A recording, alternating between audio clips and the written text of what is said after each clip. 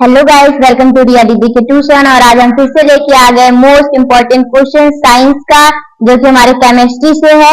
तो ये most important question है, पेपर में 110% आएगा ही, तो आप इसकी प्रिपरेशन अच्छे से कर लीजिएगा। तो आइए शुरू करते हैं। तेल एवं वसायुक्त खाद्य पदार्थों को नाइट्रोजन से प्रभावित क्यों किया जाता है? जो तेल और वसायुक्त जो पदार्थ होते हैं, हमारी खानों की चीजें होती है, उनमें हम नाइट्रोजन क्यों भरते हैं?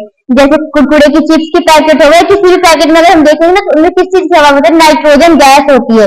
इसमें वही पूछा है, उसमें नाइट्रोजन गैस क्यों भरा जाता है? बहुत सारी गैसें होती है। तो इसका आंसर है तेल एवं वसायुक्त खाद्य पदार्थों को नाइट्रोजन से प्रभावित किया जाता है, क्योंकि नाइट्रोजन एक अप्रिय गैस है, यानी कि किसी के साथ रिएक्शन नहीं करती।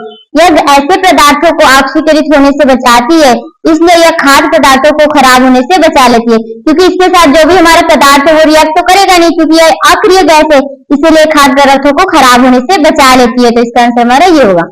नेक्स्ट क्वेश्चन क्या है? आश्रित जल विद्युत का चालक क्यों नहीं होता, जबकि वर्षा का जल होता है? जो आश्रित जल होता है वो विद्युत उसमें से गुजर सकती है, लेकिन वर्षा का जल में नहीं होता। नहीं, सॉरी, जो आश्रित जल होता है वो विद्युत का चालक नहीं करता, उसमें मतलब जो विद्युत होता है वो गुजर नहीं पाएगा, लेकिन जो वर्षा का जल होता है उसमें से विद्युत गुजर जाएगी। ऐसा क्यों होता है? आश्रित जल विद्युत का चालक नहीं होता क्योंकि यह एक सहसंयोजी यौगिक है, जिसका आयनीकरण नहीं होता। आयनों की अनुपस्थिति ही आश्रित जल को विद्युत का कुचालक बना देती है। वर्षा के जल में अनेक अम्लीय गैस जैसे CO2, SO2 अशुद्धियां के रूप में घुली होती है। इन गैसों का घोल पानी को आयनीकृत कर देता है, इसलिए वर्षा का जल अपनी अम्लीय प्रकृति के कारण विद्युत प्रचालन करता है। हमारा ये था। अब नेक्स्ट क्वेश्चन है, सोडियम हाइड्रोजन कार्बोनेट के विलयन को गर्म करने पर क्या होगा? इस अभिक्रिया के लिए समीकरण लिखें। सोडियम हाइड्रोजन कार्बोनेट के विलयन को जब गर्म किया जाता है तो यह अपघटित होकर सोडियम कार्बोनेट जल और कार्बन डाइऑक्साइड बनाता है। मतलब जब सोडियम हाइड्रोजन कार्बोनेट को हम गर्म करते हैं, वो क्या क्या बनाएगा बदलकर? सोडियम कार्बोनेट, जल और कार्बन डाइऑक्साइड। सेम यही, हमें कुछ भी नहीं करना, समीकरण लिखने में कोई दिक्कत नहीं है, ऐसे लिखना। पहले सोडियम हाइड्रोजन कार्बोनेट की बात हो रही है, तो यहाँ सोडियम हाइड्रोजन कार्बोनेट हो गया हमारा ये। फिर इसमें बोला क्या, किस किस में बदल जाता है? कार्बोनेट में, सोडियम कार्बोनेट में, तो ये रहा हमारा सोडियम कार्बोनेट। फिर बोला जल में, तो ये रहा हमारा जल। फिर बोला कार्बन डाइऑक्साइड में, तो ये रहा कार्बन डाइऑक्साइड। सिंपल, ऐसे में समीकरण भी। नेक्स्ट क्वेश्चन है हमारे पास, आघात वर्ध एवं तने का अर्थ बताइए। आघात वर्ध, धातु को पीटकर उन्हें पतली चादर में परिवर्तित करने की विधि आघात अर्थात क्रिया को आघात वर्ध कहते हैं। जब हम कह सकते हैं कि धातुएं आघात वर्ध से होती है। ठीक है। नेक्स्ट क्या है? तन्य। एक आघात वर्ध पूछा, ये तो हमारा हो गया। इसके बाद तन्य। तन्य क्या होता है? धातुओं को खींचकर लंबी तारों के रूप में परिवर्तित किया जा सकता है। हम कह सकते हैं कि धातुएं तन्य होती है। हो गया। और नेक्स्ट क्वेश्चन है, इन अभिक्रियाओं के लिए समीकरण लिखें। समीकरण में क्या बोला है? भाप के साथ आयरन। सबसे पहले हमें ये पता है भाप और आयरन। आयरन को किससे प्रदर्शित करते हैं? Fe से। ये रहा हमारा Fe। और भाप को किससे प्रदर्शित करते हैं? H2O gas. सिंपल बात है।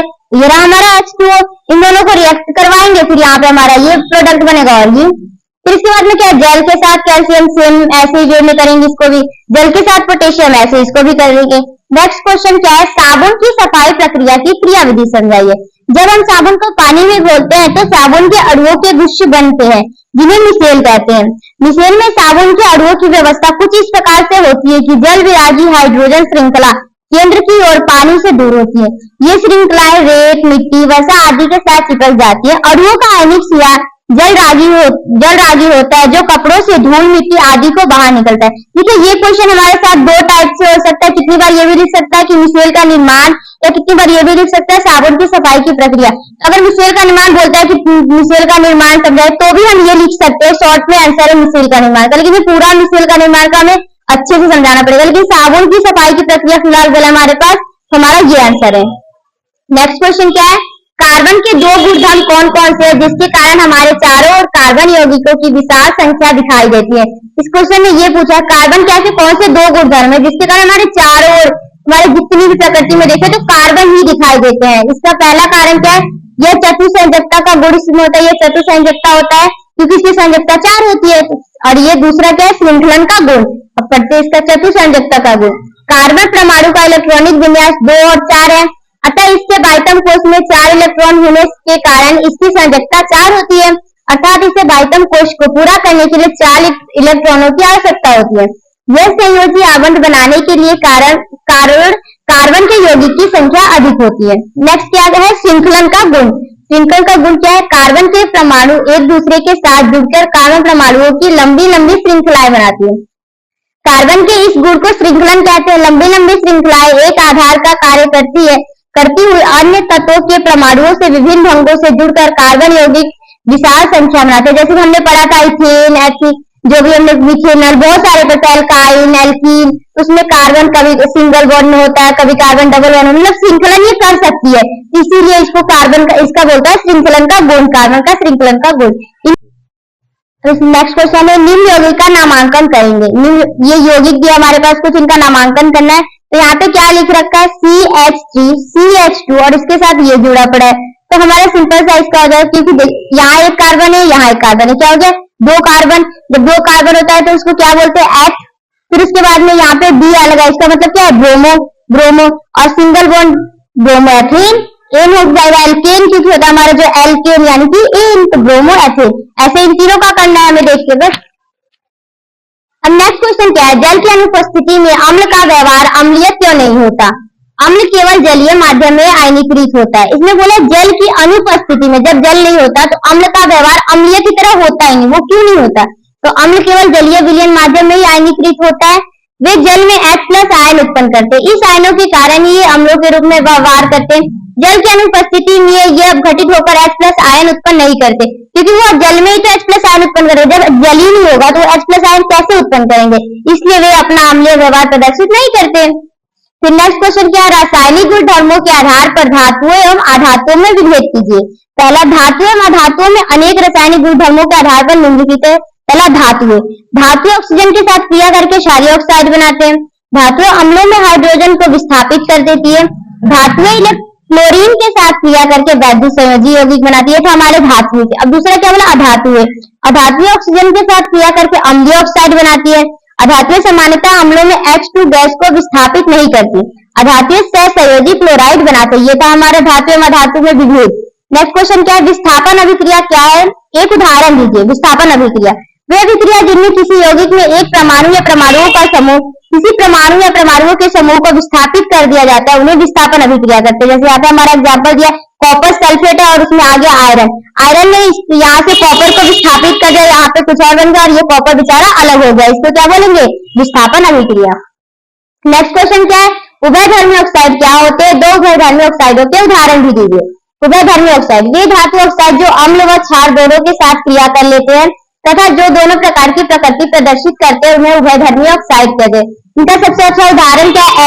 एल्यूमिनियम ऑक्साइड और जिंक ऑक्साइड। नेक्स्ट क्वेश्चन क्या है? आपके पास दो विलयन ए व बी है, ठीक है। विलयन ए के पीएच का मान 6 है। जैसे हमारे पास एक विलयन ए है और एक बी है, इसका जो पीएच मान है 6 है, ठीक है। एवं विलयन बी के पीएच का मान 8 है।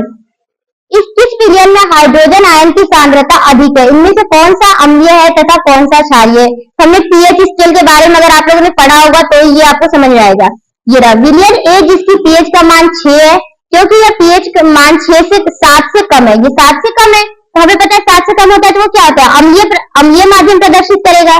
इसलिए बी जिसका पीएच मान 8 है, जो 7 से अधिक है, वो क्या हो जाएगा? क्षार। इसलिए यह एक क्षार है। विलयन ए जो अम्लीय है में हाइड्रोजन आयनों की सांद्रता अधिक है, क्योंकि ये जो ए में है 6 है, इसमें बोला क्या था? सबसे ज्यादा हाइड्रोजन आयनों की सांद्रता अधिक है। हाइड्रोजन आयनों की इसमें विलयन ए में, क्योंकि यह अम्लीय है, इसमें हाइड्रोजन आयनों की सांद्रता अधिक होगी। नेक्स्ट क्वेश्चन क्या है? इलेक्ट्रॉन बिंदु संरचना बनाइए एथेनॉइक अम्ल का। सबसे पहले क्या बोला? एथेनॉइक अम्ल का।